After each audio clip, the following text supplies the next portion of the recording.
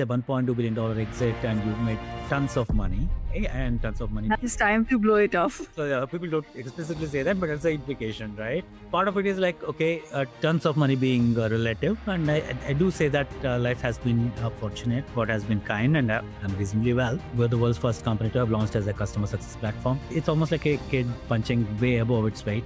If you are talking to investors, they would ask you, why do you have this many people? That's becoming to be a bit of success. You're doing well as a company, therefore you're able to afford this many employees and all of that, right? Yeah. See, it's Exactly the opposite. you keep making AI feel effortless. Why do most AI products feel like work? What's broken about sales today that nobody's talking about openly? Big dreams don't come quietly. They demand risk. They demand fire. They demand transformation. Welcome to The Corporate Life, Billion-Dollar Conversations. Hosted by Hina Siddiqui, CEO and founder of Corporate Influence Media, creator of Capital Stage Credibility Positioning, 4-time Global Award winner, featured across more than 700 global outlets, and heard in 94 countries. Join us as we sit with tech CEOs, multi-million-dollar entrepreneurs, and leading investors, the people building what's next. Here, success isn't a headline. It's a human story. The turning points, reinventions, failures, breakthroughs, and bold decisions that change everything. Because every life is a movie, and you're the star of yours. Most founders build one company. Sreedhar built 3. His first, Host Analytics, acquired. His second, Gainsight, acquired for $1.2 billion. His third, GTM Buddy, still building. And here is what makes that remarkable. Before Gainsight, customer success did not exist as a function. No department, no budget line, no category. Sreedhar saw a problem the entire industry was feeling, but nobody had named yet. And he named it. Then he sold it for $1 billion. Most people would have stopped there. Sreedhar was still in his late 40s, so he did the only thing he knows how to do. He started again. Not because he had to, not because the money ran out, but because building from scratch, from nothing, from an idea, that's not what he does. That's who he is. This is Sreedhar Peddineni, and this is his movie. Sreedhar, after $1 billion exit, most people disappear to a beach. You started again. What happened in that gap, and what did you see that pulled you back? I guess being an entrepreneur, is like being addicted to the process of building something from grounds up. Yeah. When Gainsight exit happened, there are two angles to it, right? A lot of people ask me that, and said implication of that is that, hey, it's a $1.2 billion exit and you made tons of money. Yeah. And tons of money. It's time to blow it off. Yeah. So people don't explicitly say that, but that's the implication, right? Part of it is like, okay, tons of money being relative. And I do say that life has been fortunate. God has been kind, and I'm reasonably well. But it's not the kind of, people say that how many hundreds of millions are you worth, That's not true either. Yeah. Okay. But then I think that's the elephant in the room in a lot of conversations, right? Yeah. So just wanted to clarify that angle. But having said that, I think money gets you to a point where you're comfortable. There were points in my life where as I was building my first company, when you're thinking like a founder, you work on a very little to no compensation kind of a structure, and don't even know what others are making for your at your level of position and all of that. So I've done that for the first 10 to 12 years of my life. Mm-hmm. So it's almost like it's not exactly say it's hand to mouth existence, but it's something where you're building, it's your company, and not really worried about, okay, you're looking for the outcome. And in startups, the outcome is when the company gets sold, right? Yeah. So it's not all rosy journey of being a startup. I know it's difficult to answer the tough one. Yeah. So you make decisions in terms of, when do you liquidate, when do you do the secondaries, multiple things that come into play.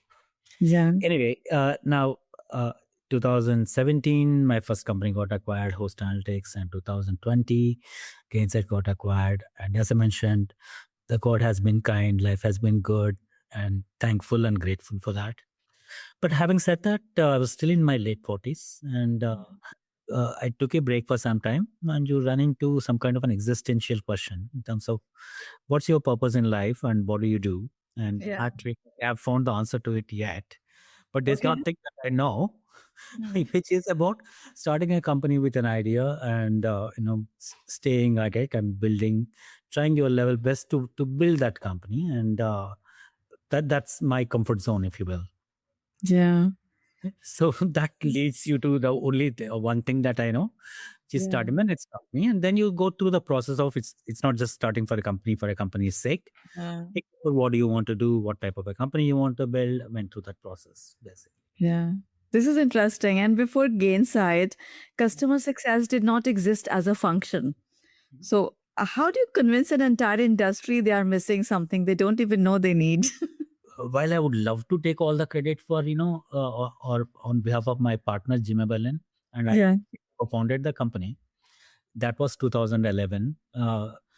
And we're the world's first company to have launched as a customer success platform.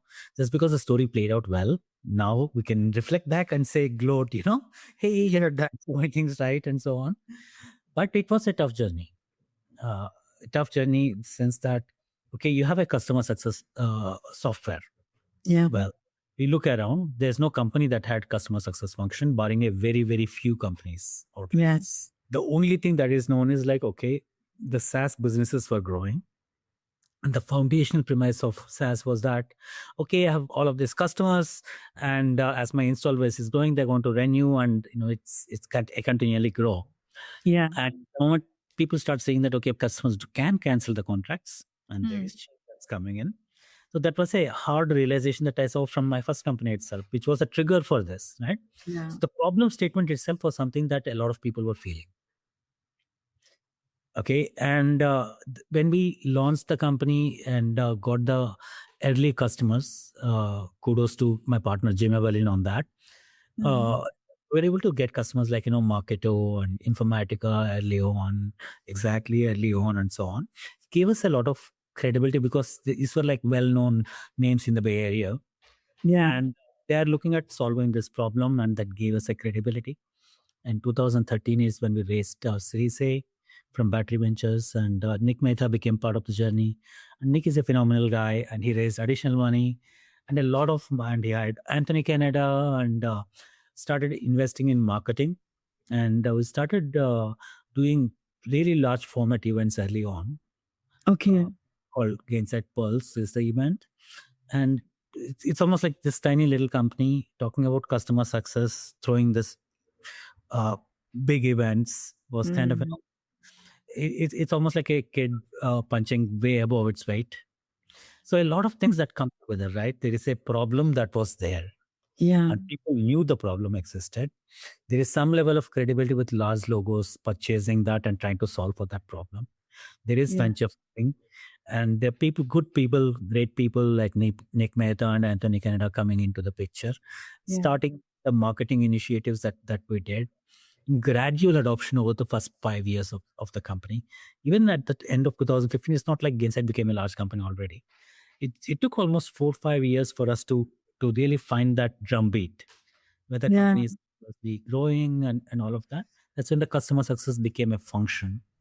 Yeah, this is interesting. Yeah, this is really interesting. And as you said that people knew that there's a need, but then they perhaps did not name that need. Yeah, and you made that formal. Yeah. So, and along with that, like, I, for one, not really big fan of naming categories and peer to because I've seen so many companies, well-respected companies at that, great, trying to create the category, and we're all convinced that, okay, there is this opportunity, smart people, backed by respected venture capital investors and all of that. For every one success story that you see, there are 10 others who try to create categories, and a lot of them fail, and some actually survive the test of time. But the category grows to be all of what? 20 million category, and this company becomes like 15 million, the super large gorilla in the space. But the category is 20 million, where it becomes a zombie company from in venture capital investor terminology. Right. Right. So it's a category being born and growing. Uh, there are larger forces at play than just the founder or the vendor and so on, unless Yeah. that founder is like so prophetic and innovated. So I'm no Steve Jobs, for example. It's interesting you're saying that. Yeah. So, Sridhar, growing up, were you always a person who noticed what was broken? Because you saw something that was like that was a problem that I think lots of people did not see. Yeah. So when I reflect back, I think I was born in the 70s of India, Uh-huh. and a very different world that I was born and growing up. This Yeah. was liberalization in India, so it's like as far as I'm concerned, like I can't even relate back to what I see in India of today versus as a young person in my 20s, Yeah. the India of that day. Can't even relate it back. So I find that really hard to answer that question in terms of like, okay, were there any seeds that were laid in terms of my thought was what I became eventually? Yeah. I don't know. I don't know. Okay. To be Okay. honest. And I consider a lot of things that I've learned. I believe in my first company, Hostrant is the first 4 or 5 years of that company was truly the best school that I went to. Where Okay. learning by doing. I give a lot of credit to that learning as opposed to what I learned in my school or college. Yeah. Yeah. It happens with most of us. Like our academic system, like I'm not a huge, like not a huge fan of academic system because we have to learn just forcibly, what we don't even want to study. But when like once we are out of that system, then we choose to study, choose to, get ourselves qualified on things that we really want to do, which is not societal based. Yep, yep. Well said. Yeah. So what is the yeah, sorry. Please go on. So it's just still reflecting on the earlier conversation about the categories, right? Yeah. So I can draw some parallels in terms of, okay, there's a category that we operate in. It's revenue enablement and revenue activation here at GTM Buddy. In terms of how do you help the reps to be really successful in terms of selling the deals by Yeah. leveraging all the investments that companies make in terms of enablement and so on. Now, in this category, there were companies that were founded around the same time as Gainsight. Companies like HighSpot and Seismic. These are respected companies, and actually, that category is actually larger than customer success category. Yeah. Okay, so that category companies have grown to like the category itself is over $1 billion. If you look at the top 4 companies in the category, companies are actually spending. But Yes. for whatever reason, that category does not get as much acknowledgement as the customer success category. It's interesting, mysterious ways in which the human mind works, right? Yeah. So it's a $1 billion category. Customer success probably is about a 500 million, half of it, right? In terms of the size of the category itself, right? Yeah. Uh, so it's not glamorous and not something that it's content management and learning management. Who talks Yeah. about? Companies Right. truly spend money on that. Right. And Gong comes about like 6 years later, and like 2016, and conversational recording, call recording is what they do, and that became a significant category now, but in its own way. And there are AI innovations; it's getting commoditized in terms of all the IP that Gong built has become accessible to a lot of young startups, where they're able to get the same level of outcomes that Gong is able to get with a little investment. It's fascinating to study the category movements across the category. Like, if you're able to disconnect a little bit, take a step back, Yeah. lessons to learn. Yeah, you're right. And this is interesting that you're talking about it because what we are building at corporate influence media, it's my media company in Dubai. It's like we do capital stage credibility positioning and it's all about category claim. Yeah. Yeah. So it's like you create a category and you become the world's first something. And then obviously you are positioned that way. Because every founder who is a serious founder, he has some brilliant idea that needs to be positioned in a way. Because as you said, like as I just asked you this question. You created that customer success function, which was not even the part of it, right? People don't even know that they need it, but actually they need it. Mhm. Yep. Yep. So the importance of category is so large that we think in terms of we try to solve for the complexity by organizing things to like tiny little buckets, groups, if you will, and those groups are categories. Right. You in category or you operating in a new category. We're living Right. these interesting times right now. The category lines are getting blurred with AI. Every Yes. category has an AI native that has come up. Yeah. Sometimes it's an AI wrapper solution. Sometimes it's a fundamental innovation in terms of what's possible without the baggage of great people building great companies prior. But I'm starting with this advantage of being born in AI era, where a company growth path is completely different. Yes. The Yeah. It's exactly. curriculum is completely different. Right. So the category lines are getting blurred now. Another story, like when we started off, GTM Buddy, my third company, said, okay, I don't want to create a new category. I don't have the marketing genius or the capital required to create a new category. Okay. So I said, like, okay, let me look at the existing category that's broken. Where, as a founder, you need to be an optimist, and where I can disrupt that category with consumption. So that led me to this category called revenue enablement, where it was about, okay, my sales organization deals with requires a lot of content. Marketing is producing that content. You organize in a Google Drive kind of a solution. Okay. The content, and people are trying to find that. And when I'm hiring the salespeople, I need to train them. So I have an LMS solution. These two things are revenue enablement. That was the stake of the union. And everything manual. I have 1,000 assets. I need to get that content. I need to manually target the state that they but people would complain about search. I can't find the documents. Yeah. Do all this, and so that this was 21. And since then, like we started off with the advantage of AI, where we said, okay, we're going to automatically tag the content, deliver the information that the reps require in their flow of work. Yes. Messaging, and it continues to grow with AI, with role plays and content creation, the multiple things that we do.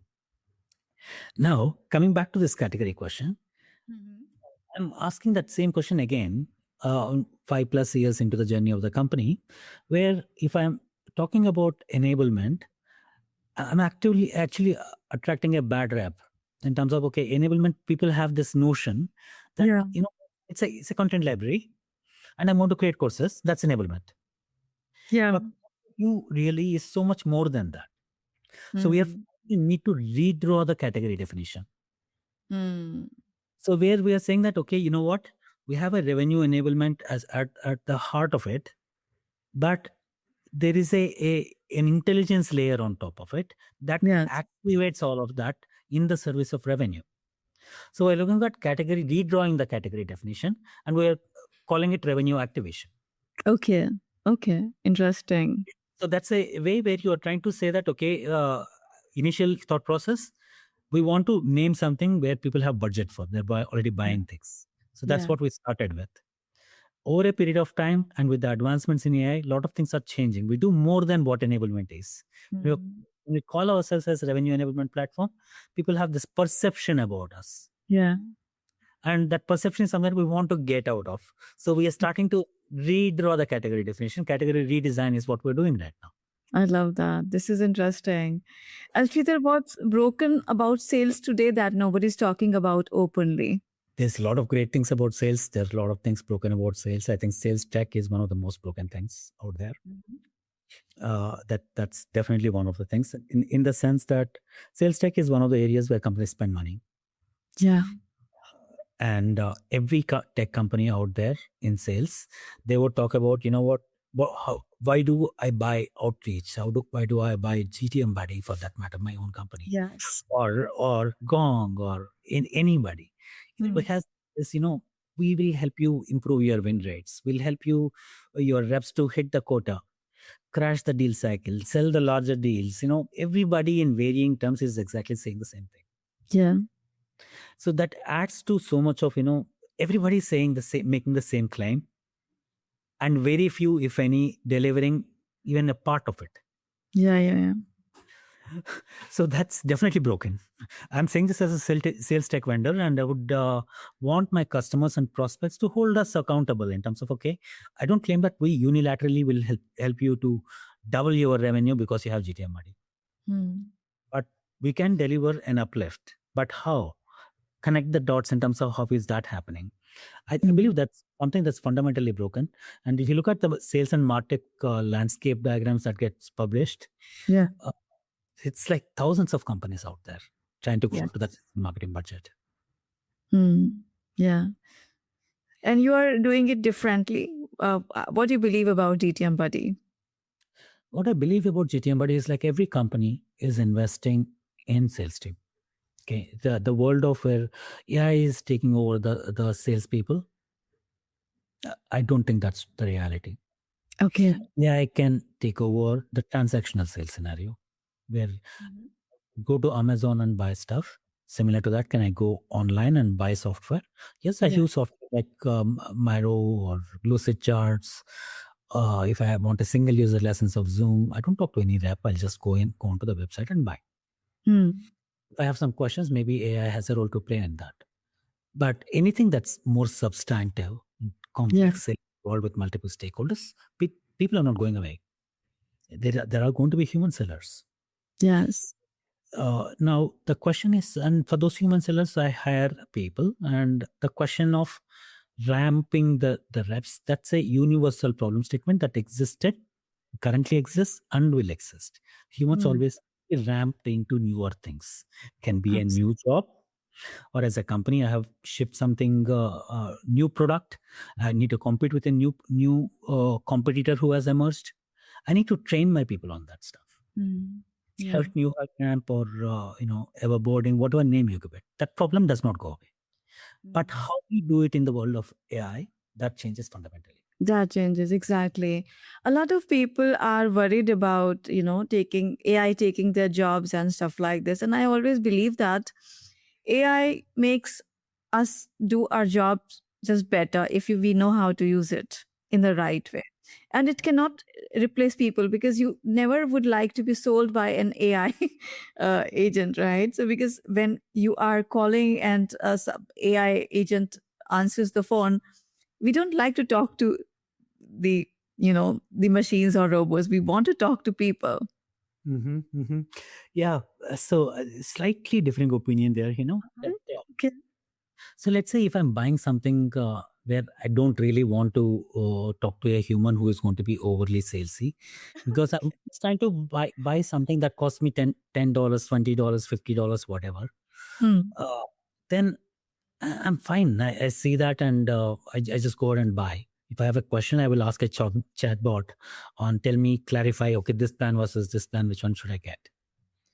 What you're describing is a situation where I'm buying something, let's say, I'm buying a complex software that's going to be used by 1,000 people in my company.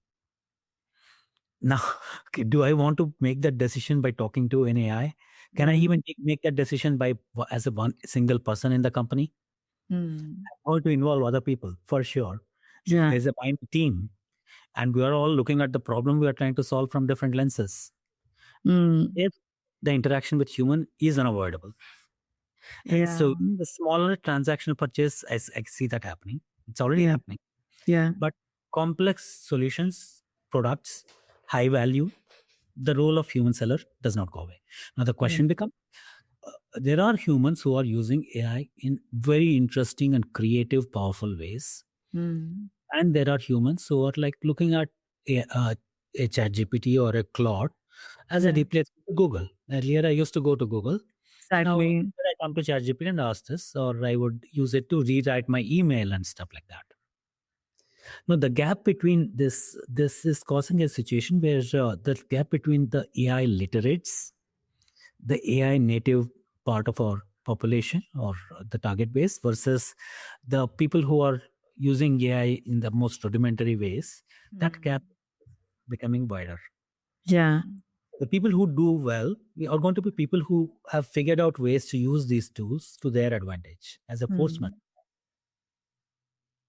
Yes.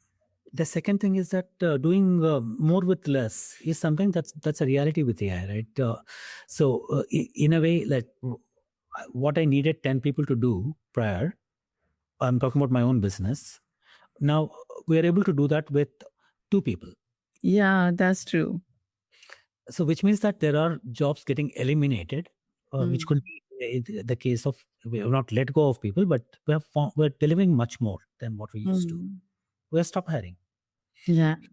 Earlier, in my first 2 companies, one of the ways to measure the success of a company is how many people do you have. And in today's era, the company with less than 10 people hitting 10 million, 100 million is celebrated. That's the more. Yeah. Yeah. If you are talking to investors, they would ask you, why do you have this many people? That's becoming and here to be a bit of success. You're doing well as a company, therefore you're able to afford this many employees and all of that, right? Yeah. Yeah. It's exactly the opposite.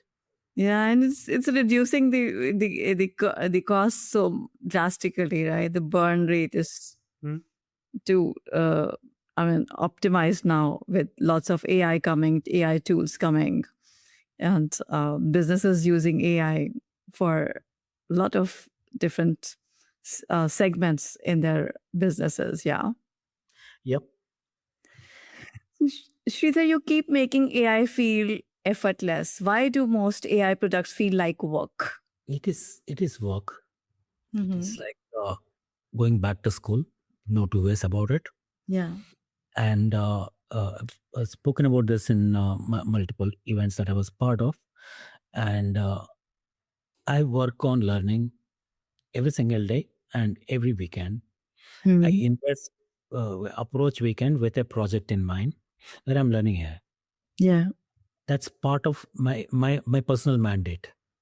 Okay. So that has helped me personally. It has helped my team and my company's vision and direction where we are headed. I've been doing this for 6-7 months at least now, and it's a weekly routine for me.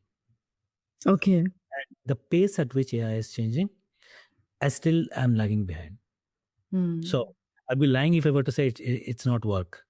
It is work. It's work. And probably I do take it far more seriously than most or many others, primarily because I'm a founder working with this tech. So I now this much time, but learning, and I'm not talking about I'm not building my company's product myself and so on. Just investing in terms of what were the last 2 weeks releases that I'm yet to catch up, and the pace of change, especially in the past 6 months, has been astounding, led by Anthropic. The cloud releases, like I can't even recognize GTM, but its own capabilities as of 6 months ago versus now. In terms of how we are able to equip the sellers in their workflow with the right information that they need at the right time. That's something that we have talked about for the longest time, but all of this is becoming reality in more meaningful ways. Yes. That learning curve, the challenge is that it never seems to stop, because by the time I learn something, there's something new that's come. I know. Yeah. It's never ending. Like we are, yeah, exactly. There are lots of different AI applications coming up every single day. And you want to learn like a lot of them, because otherwise you feel like you are left behind. Yeah. The FOMO, this is for the first time, I think, FOMO is real in terms of like, okay, I'm learning every tool, but just keeping track of, what you can do with LLMs, the foundational models. Yeah. There I would, if I have to single out, learning to use Claude Cowork, Claude Code, Claude Design. There's just those things, right? Just sticking to that in terms of, any one LLM platform is good enough for most people, but go beyond the basic ways in which you use LLMs. So which is your favorite one? Which one you use the most? I think in the past 6 months, if anybody in the startup world, if they don't say Claude, they're probably already behind. I know. So the primary reason for that is the innovation that they have brought to the market. And for example, skills, I think I would single out skills framework that they released as one of the most innovative things that could be used by multiple companies, or they're being used by multiple companies already for complex business processes. This was not possible before. Yes, right. Exactly. Great. Get ready for the ultimate challenge, this or that. Choose fast, trust your instincts, and let's go. Sreedhar, let's have some fun. I'm going to play a game with you. It's called This or That, and I love to play it with every guest on my show. I will give you two choices. You just need to pick one instinctively without any thinking. Are you ready for that?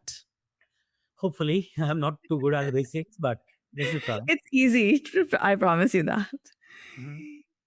Gainsight or GTM Buddy? Which one is actually you? GTM Buddy. $1 billion exit or the problem you're solving right now? Problem I'm solving right now. Cus- Solving a problem, that's when exits come. Okay. Yeah. Customer success or sales enablement? Which changes companies more? Tough one. Is there an option to say both? Is there an option to say both? Yeah, you can if you want to, but then I would prefer if you could pick one. I would pick anyway what I am passionate about, the problem that I'm solving right now. So for me, it's enablement all the way. I would call it like activation. Enablement is a necessary but not sufficient thing. Revenue activation. Okay. Build a category or dominate an existing one? Dominate an existing category any day, provided it's large enough. Okay. The invisible problem or the obvious one, which is worth more? Okay. That's tricky. Mm-hmm. I would say you're asking me as a startup founder? Yes. Okay. Invisible problem could take you, if the invisible problem is large enough, it could take you further, but the risks are way too high. If you were to claim that you're identifying a problem that nobody else saw, but you are seeing it. Yeah. That requires a stroke of luck, stroke of genius, multiple things. Yeah. The chances are that you might be a genius who has found that invisible problem that's large enough that people are going to. So if you're able to do that, if you have that conviction, then I would say invisible problem. Invisible problem, yeah. Yeah. But that's really a tough one. It's not easy. Don't underestimate that. Of course. Walking away after the exit or starting again, which took more courage? I'll say is starting at the next company. I would not exactly call it courage. Probably walking away required more courage in my context. I would say I would not walk away. So I would. Okay. Founder who builds once or founder who keeps building? It's a truly a personal choice. In my case, what is it for you? For me, it is continuing to build. That's I know. Yeah. My life. Yeah. Yeah. Seeing that even after that $1 billion exit, you still chose to build again. So yes, it looks obvious. AI that replaces the salesperson or AI that makes them unstoppable? Yeah, that makes them unstoppable. The company you sold or the company you're building now? Company I'm building now. Perfect. Thank you for being spontaneous. It was a fun round. Thank you. Okay, Sreedhar, we believe that every life is a movie and you are the star of yours. So if your life was a movie, which definitely it is, what is the title of that? A person who is always building. Okay. So with a picture of, someone who is a craftsman or a laborer or, toiling away at building something. That is the notion that comes to mind. Yeah. So what's one thing you wish someone has told you before you started the first time, or the kind of message that you would like to give to people who are watching us right now, who are ambitious enough to build big companies like you have built? Yeah, I think I'll make it a little more current right now, as opposed to the previous days for the founders of today's era. Know that building products is becoming cheap. Yeah. So really, really focus on the problem and how big the problem is and how are you going to take it to the market, the go-to-market side of it. Yes. That's far more important compared to building the product. Yeah. Yeah, I love that. This is very important. Like market is very important. Product is, of course, there are different ideas on paper, but the ideas are just as good as, you actually can execute them. Yep. Yeah. So for those who would like to follow the rest of your movie, how can they do that? Um, Look me up on LinkedIn and connect. And please follow us on our company website and LinkedIn handle, gtmbuddy.ai. Thank you so much. Thank you for your time today. I love this conversation with you today. Thank you so much, likewise. Thank you. This is The Corporate Life. More stories, more insight, more truth. Until the next episode, stay curious. Don't forget to subscribe.